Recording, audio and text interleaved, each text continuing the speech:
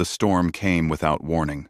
One moment, the sky over Velrath 4 was gray and still. The next, the wind screamed across the frozen moon like a wounded beast. Snow and ice flew sideways, cutting through the air like tiny knives. The Vrenkai cubs were playing near the thermal vents when it happened. Lyra, the eldest at 7 cycles, was showing her younger siblings how to catch the warm steam in their paws. CaAll, 5 cycles old, laughed as the heat tickled his fur. Little Nyx, barely 4 cycles, sat in the snow and watched with wide golden eyes. Their guardian, a young warrior named Threll, saw the storm clouds too late. He howled for the cubs to run, but the wind stole his voice. Then the ground shook. The ice shelf beneath the thermal vents cracked like breaking bone. Threll lunged forward and grabbed at Lyra's tail, but his claws found only air. The 3 cubs tumbled into the darkness below, their screams swallowed by the roar of falling ice. Threll crawled to the edge and looked down. He saw nothing but black. The canyon, the Vrenkai called the Teeth of Velrath, had opened its mouth and taken the children. He ran back to the settlement, half frozen and bleeding, to deliver the worst news a pack could hear. Alpha Korath did not waste time with grief. Not yet. The massive Vrenkai leader gathered his strongest warriors and marched into the storm. His mate, Sarath, tried to follow, but he ordered her to stay.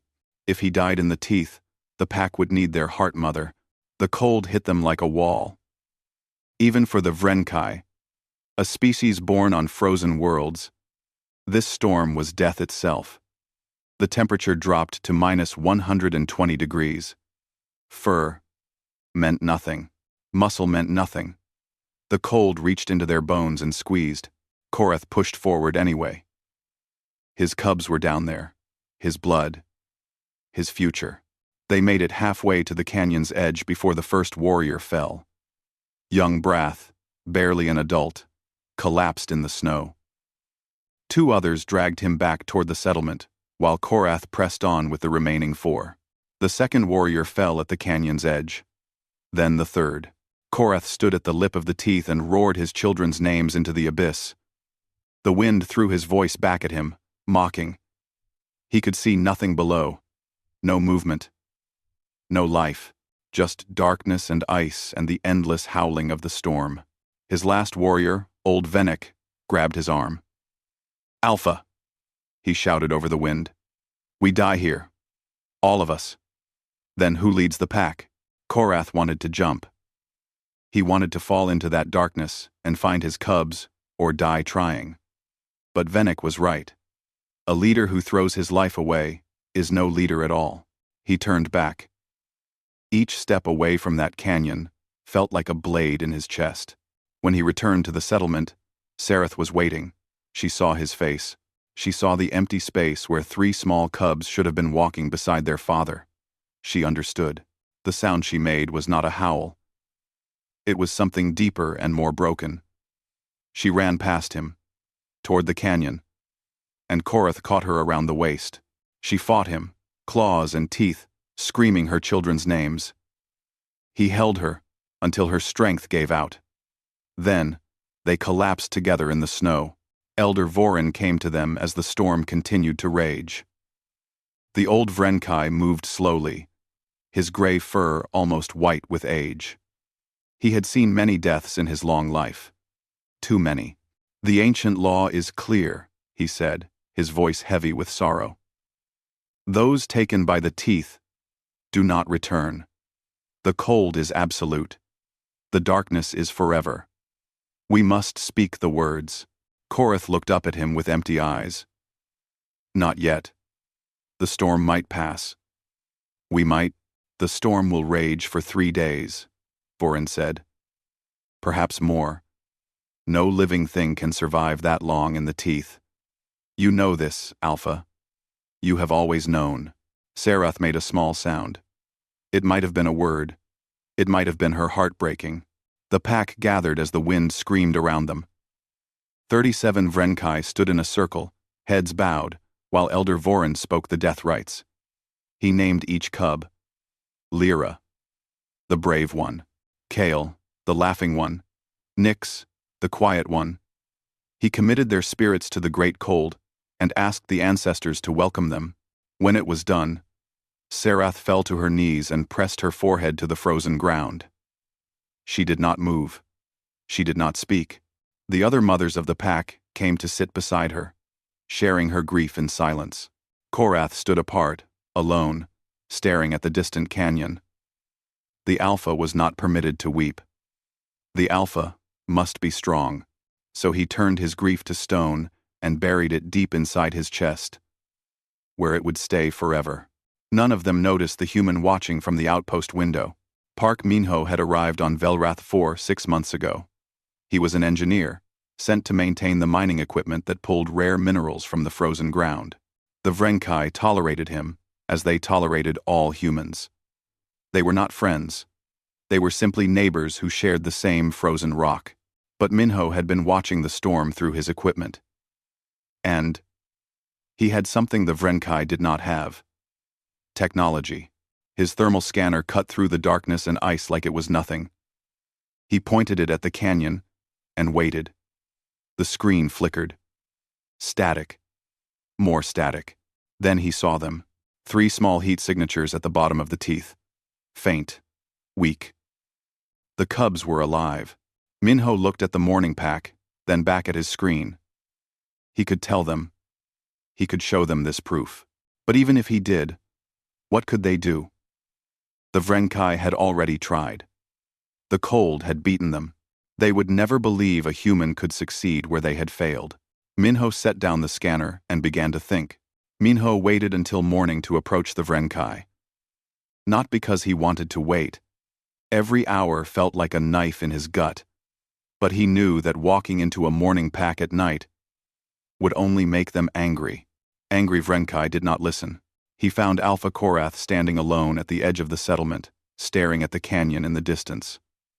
The massive alien did not turn when Minho approached. He simply spoke, his voice flat and tired. "Go back to your metal box, human. This is not your grief." Minho held up the thermal scanner. "I found something. Last night, your cubs are dead." Korath finally turned. His golden eyes were empty, like windows into a dark room. "We spoke the rights. Their spirits have passed.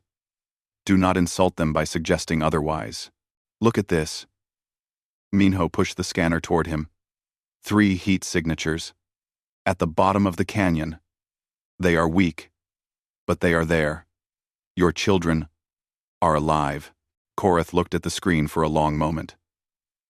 "Your machines lie. The teeth do not release what they take.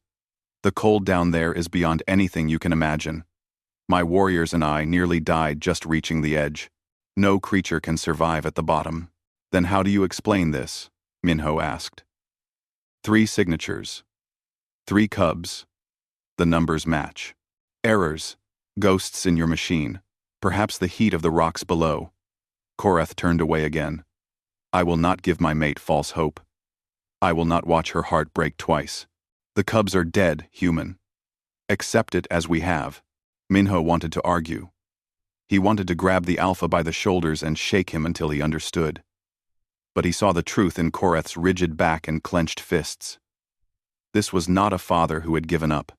This was a father who had looked into the abyss and knew he could not survive it.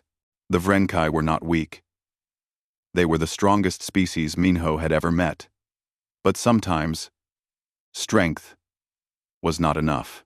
He returned to the outpost without another word. Dr. Yoon Hana was waiting for him in the equipment bay. She was small and sharp, with quick eyes that missed nothing. She had seen him talking to Korath. She had seen him come back alone. "What are you doing?" she asked. Minho walked past her and began pulling equipment from the storage lockers. Thermal suit, climbing gear, oxygen tanks, chemical heating packs. "Minho, what are you doing?"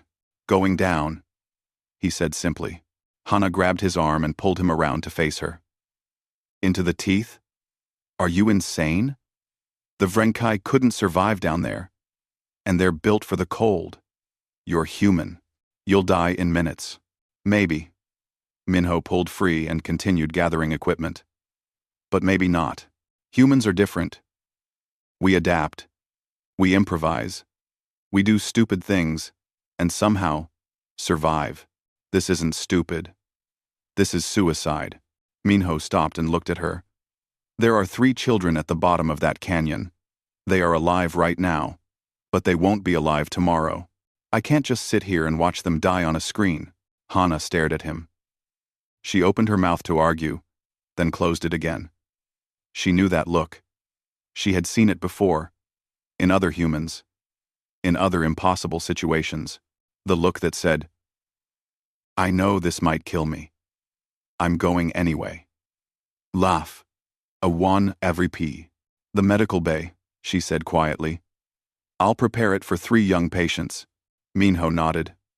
Thank you. He spent the next 4 hours modifying his suit. The standard thermal gear was designed for spacewalks, not canyon descents. It could handle cold, but not this cold. Not minus 120 degrees for hours on end. He added extra heating packs to the chest, back, and legs. He wrapped the joints in insulating material.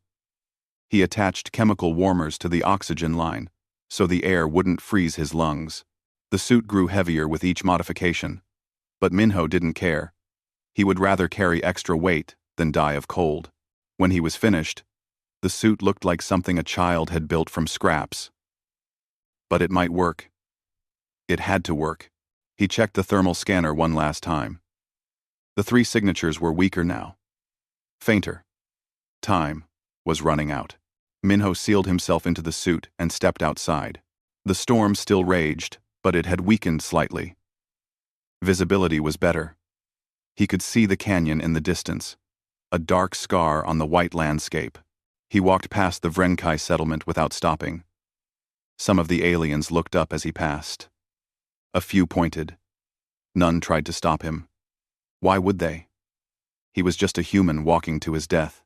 It was sad, perhaps, but not their concern. Korath saw him from the edge of the settlement. The Alpha's eyes widened. He took a step forward, then stopped. He could have ordered Minho to turn back. He could have physically blocked his path, but he did neither.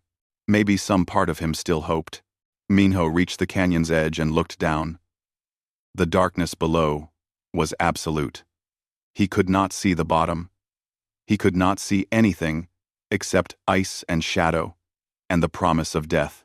He attached his climbing line to a frozen boulder, tested it twice, and began his descent.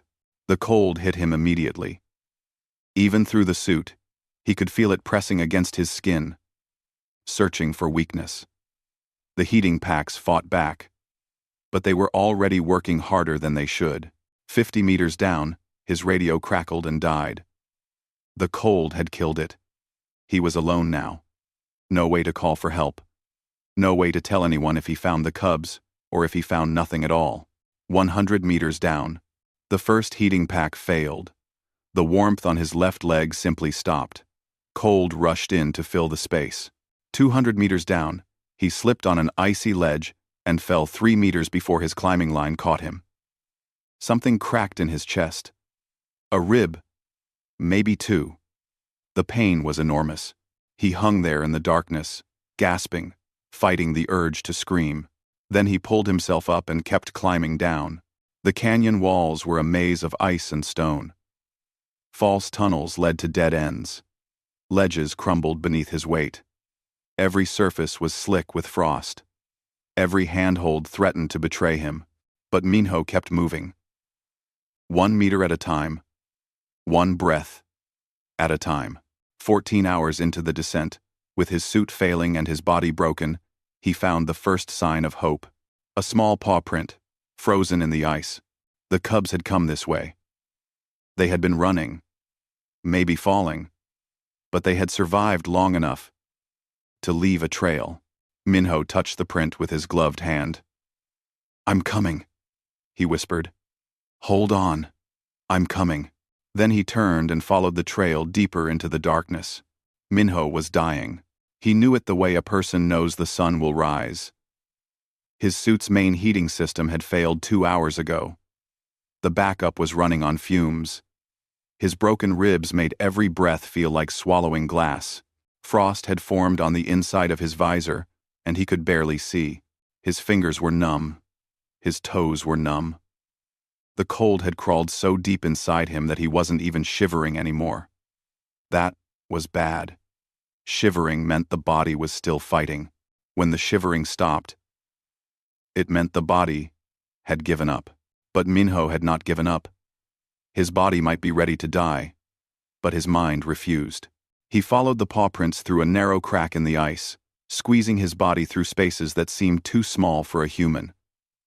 The suit scraped against frozen walls. Ice fell on his helmet. The darkness was so complete that he had to feel his way forward with his hands. Then, suddenly, the passage opened up. Minho stumbled into a small cave, and for a moment, he thought he had died and gone somewhere warm. Heat washed over him like a wave. Not much heat, not by normal standards, but compared to the killing cold outside, it felt like summer. He looked around and understood. This was a thermal pocket. Far below the surface, ancient volcanic rock still held warmth from the moon's dying core. The heat rose through cracks in the stone, creating a tiny bubble of survivable temperature in the frozen hell above. And huddled in the corner of that cave, pressed together for warmth, were 3 Vrenkai cubs. They were alive. Minho's legs gave out. He fell to his knees, too exhausted to stand, and simply stared at them. Lyra, the eldest, was curled around her siblings, her body forming a protective shell. CaAll lay beneath her, his left leg bent at an ugly angle. Little Nyx was pressed against Lyra's chest, her eyes closed, her breathing so shallow it was barely visible. They had survived. Against all odds, against everything the universe had thrown at them, 3 small children had found this cave and held on. Lyra's eyes snapped open. She saw the strange figure kneeling at the cave entrance. Tall, furless, covered in ice and frost. Not Vrenkai. Something else. Something alien. She bared her teeth and growled. The sound was weak. More kitten than wolf. But the meaning was clear. Stay back. Don't touch my siblings. I will fight you, if I have to. Minho didn't move. He understood. If he rushed forward now, if he tried to grab them, Lyra would fight him. She was terrified and exhausted, but she was still a Vrenkai. She would protect her family with her last breath. So Minho did something simple. He sat down, slowly and carefully, and removed his helmet. The cold air hit his face like a slap, but he ignored it. He needed the cubs to see him, to see that he was not a monster. Safe, he said quietly. Lyra tilted her head, confused. The word was Vrenkai, but the voice was wrong. Too flat. Too strange. Help, Minho continued. He had learned a few words from the outpost's translation database. Not many, but maybe enough. Home. Lyra did not stop growling. But she did not attack either. She watched him with her golden eyes, trying to understand. Minho stayed perfectly still. Minutes passed. He could feel the cold eating at his exposed face, but he did not put his helmet back on. The cubs needed to see him. They needed to trust him. Slowly, so slowly, Lyra's growl faded. Her ears, which had been flat against her skull, began to rise. Her body, coiled tight for attack, started to relax. She looked at Minho.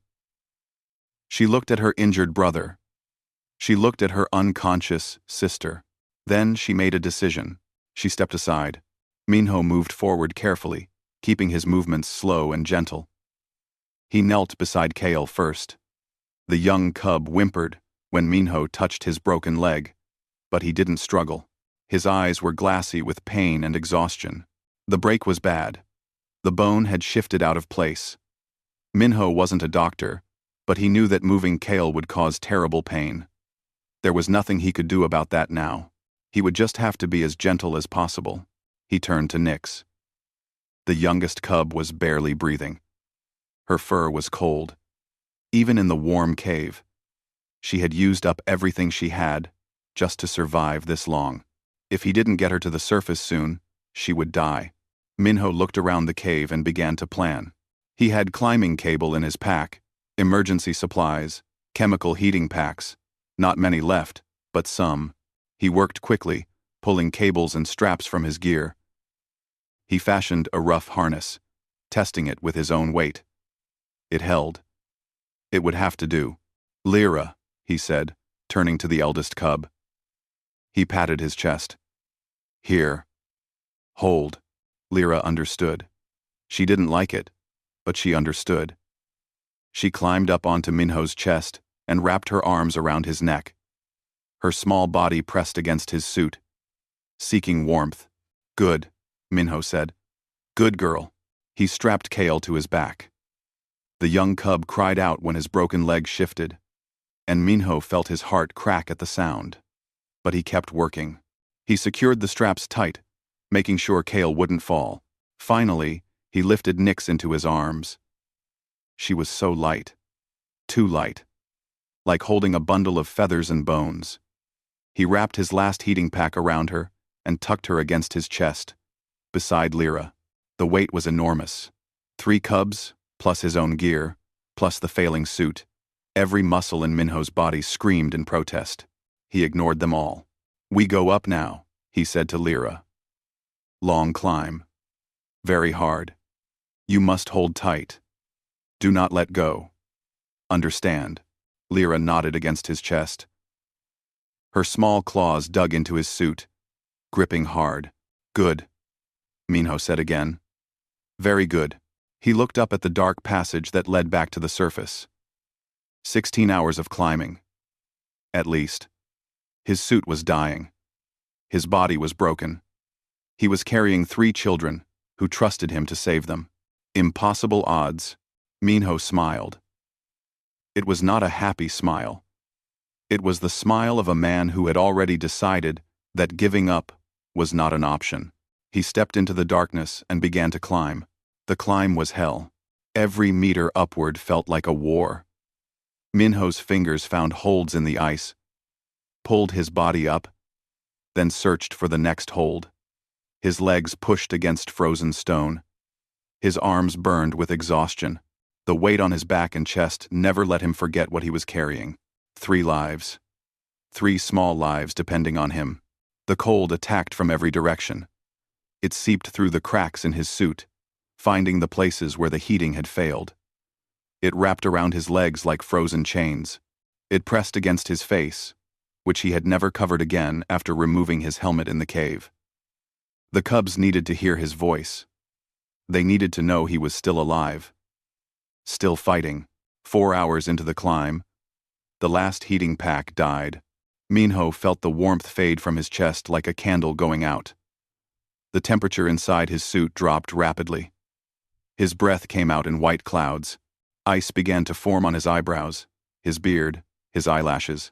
Lyra shivered against his chest. Cold, she whispered. It was the first word she had spoken since they left the cave. I know, Minho said. His voice was rough, scraped raw by the frozen air. Hold tight.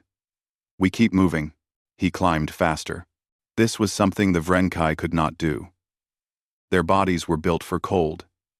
Yes, but they were also efficient. When a Vrenkai got too cold, their body slowed down to conserve energy. It was a survival mechanism, written into their blood. Humans were different. Humans had evolved on a planet where they hunted by running their prey to exhaustion. Their bodies were engines of heat, capable of generating enormous warmth through movement. When a human got cold, they could fight back. They could move faster, push harder, burn calories like fuel in a furnace. Minho pushed. He climbed with everything he had. His muscles screamed. His lungs burned. His heart pounded so hard he could feel it in his teeth. But heat spread through his body, fighting back against the cold. Not enough to win, but enough to survive. 6 hours into the climb, Nyx stopped breathing. Minho felt it. The tiny chest against his own, which had been rising and falling in shallow rhythm, went still. He stopped climbing and looked down. The youngest cub's eyes were closed. Her mouth hung open slightly. She was gray beneath her fur. "No," Minho said. "No, no, no." He pressed his mouth against Nyx's muzzle and breathed into her. Once, twice, 3 times. He pushed on her chest with his fingers, trying to remember the emergency training he had received years ago. Breathe, push, breathe, push. Lyra watched with huge, terrified eyes. "Sister?" she whispered. "Sister?" Minho kept working. He breathed for Nyx, because she couldn't breathe for herself. He pushed her heart, because it had forgotten how to beat. Seconds passed. Terrible, endless seconds. Then Nyx coughed. Her small body jerked. Her eyes fluttered open, unfocused and confused. She took a breath on her own. Then, another. Minho closed his eyes and let his head fall against the ice wall. But she wouldn't stay alive for long. Not in this cold. Minho looked at his suit. At the outer thermal layer that covered his chest and arms. It was the last barrier between his skin and the killing cold. If he removed it, he would die faster. Much faster. He removed it. He pulled the thermal layer off his upper body and wrapped it around Nyx.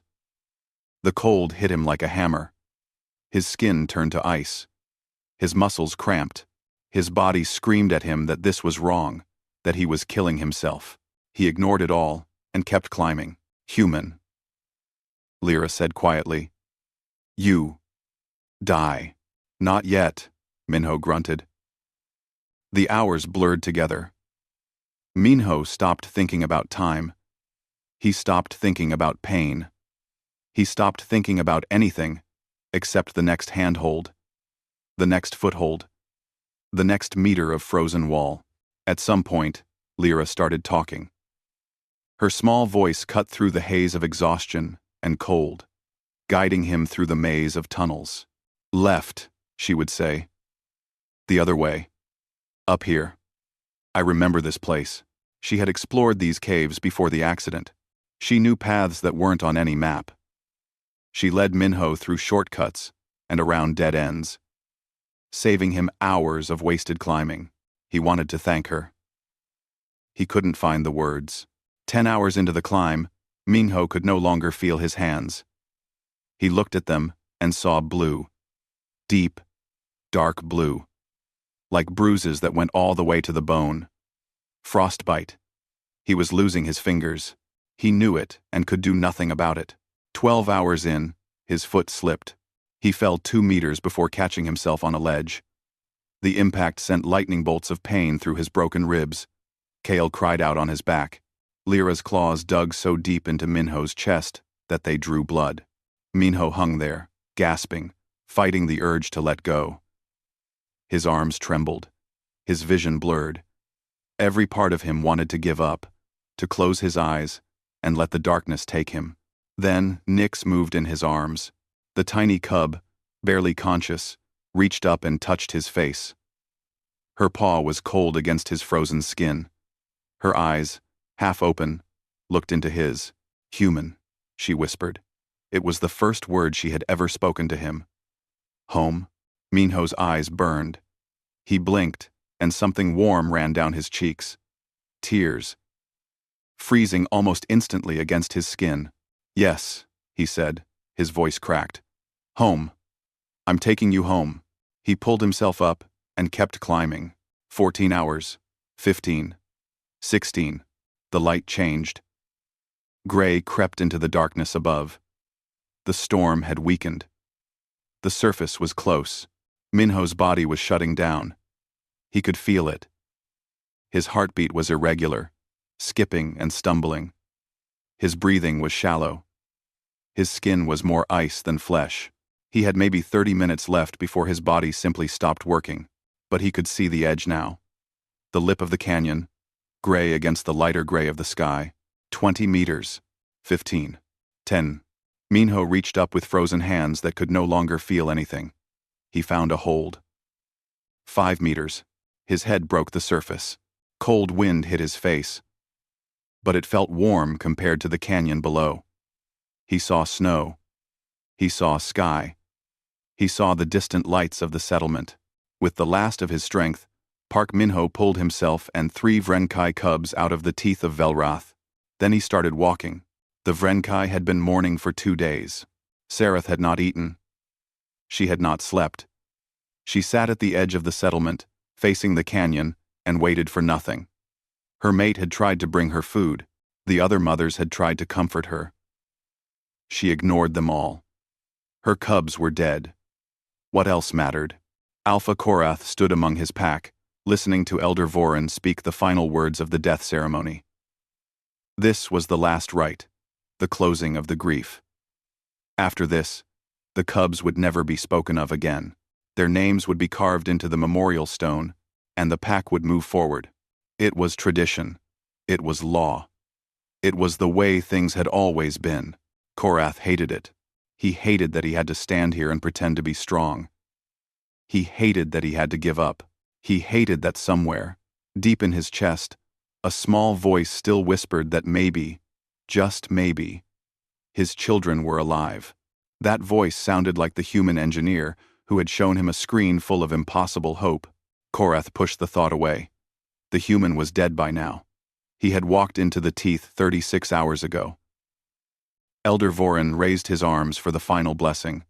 The pack bowed their heads. Then someone screamed. It was one of the young scouts, posted at the edge of the settlement to watch the storm. She was pointing at something in the distance, her voice high and wild with fear. Ghost. Ghost from the teeth. The pack turned. Warriors reached for weapons. Mothers pulled their children close, and they saw it. A figure was walking toward them across the snow. It moved slowly, staggering with each step, like something that had already died but forgotten to fall down. It was covered in ice, from head to toe. Its skin, where visible, was gray and blue. Frost had turned its hair white. It looked like a corpse, dragged from the frozen depths. Sareth stood up for the first time in 2 days.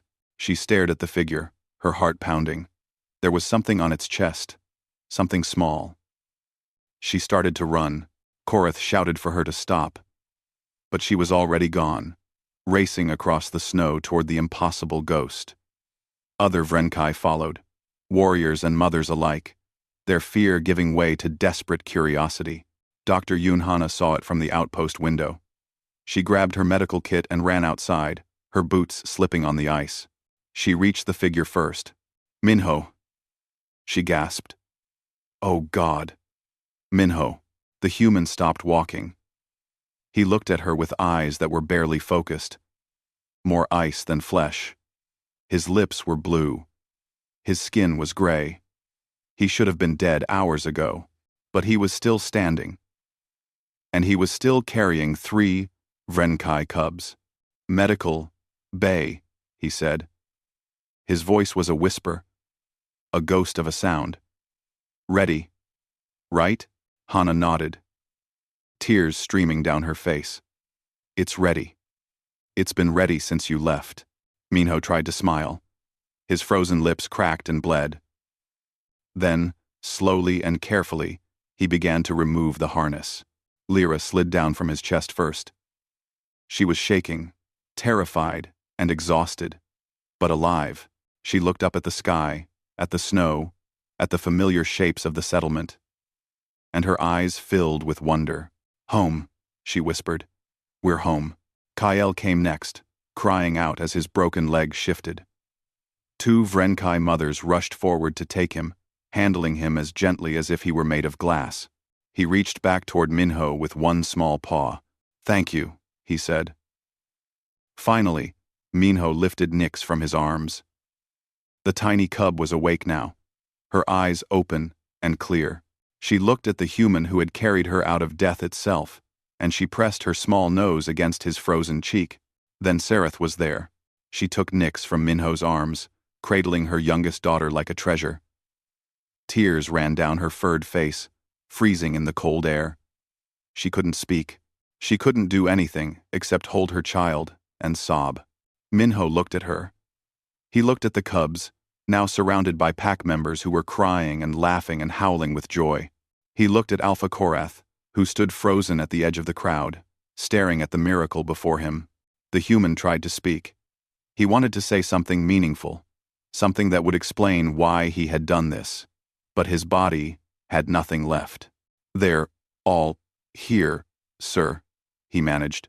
Then his eyes rolled back, and Park Minho collapsed face first into the snow. The next 9 hours were a battle. Dr. Hana worked on Minho in the medical bay, fighting to keep his heart beating. His core temperature was so low that his organs were shutting down. His fingers and toes were destroyed by frostbite. He coded twice on the table, and twice she brought him back. Outside the medical bay, the entire Vrenkai pack waited. They had never waited for a human before. They had never cared about one before. But this human had done something impossible, and they would not leave until they knew if he lived or died.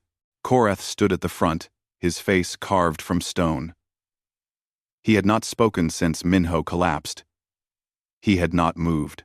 He simply stood and waited and hoped, for the first time in his life, that his judgment had been wrong. Sereth sat with her cubs, holding them close. Lyra told her everything.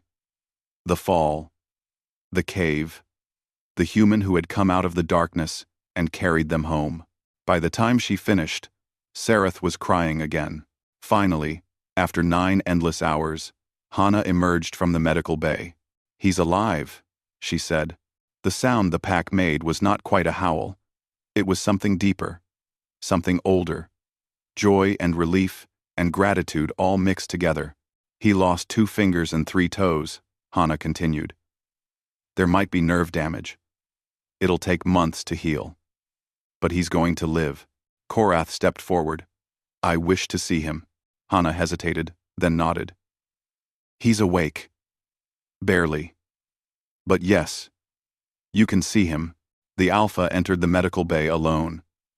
Minho lay on the bed, wrapped in warming blankets, his hands and feet heavily bandaged. He looked small, fragile, very, very human. Korath stood beside the bed for a long moment, saying nothing. Then, slowly, he lowered himself to his knees. He took Minho's bandaged hand in his massive paw and pressed his forehead against it. Among the Vrenkai, this gesture was reserved for the greatest of their ancestors, the heroes whose names were carved in the oldest stones, the legends who had shaped their people. No living Vrenkai had ever received it before. "You brought them back," Korath said, his voice rough with emotion. "You went where we could not go. You did what we could not do. I have no words for this. I have no gift worthy of this. All I can offer is the truth."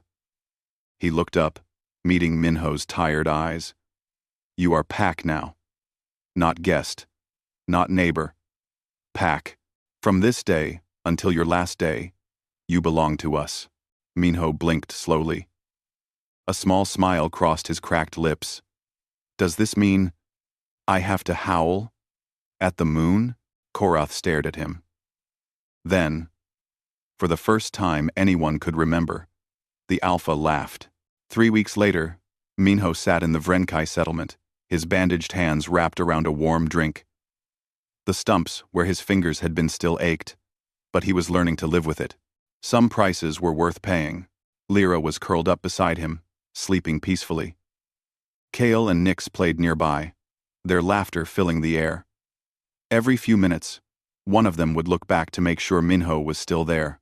Korath approached and sat down across from him. For a while, neither spoke. They simply watched the cubs play. "Why?"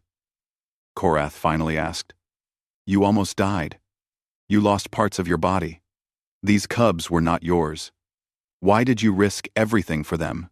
Minho thought about the question. He thought about the 3 heat signatures on his screen. He thought about the frozen canyon and the endless climb. He thought about Nyx's small paw touching his face, her tiny voice asking if they were going home. "Where I come from," he said slowly. "We don't let children die alone in the dark. We just Don't. Korath nodded. He didn't fully understand. Perhaps he never would. But he accepted it. Humans are strange creatures, the Alpha said. Minho smiled. Yeah, we are. Lyra stirred beside him, opening one golden eye. She looked up at Minho, then closed her eye again, and snuggled closer. Strange, Korath repeated. But good. He stood and walked away, leaving Minho alone with the cubs. The human leaned back against the warm stone and closed his eyes. The settlement hummed with life around him. Vrenkai moved and talked and laughed. And for the first time since he arrived on this frozen moon, Park Minho felt like he was home.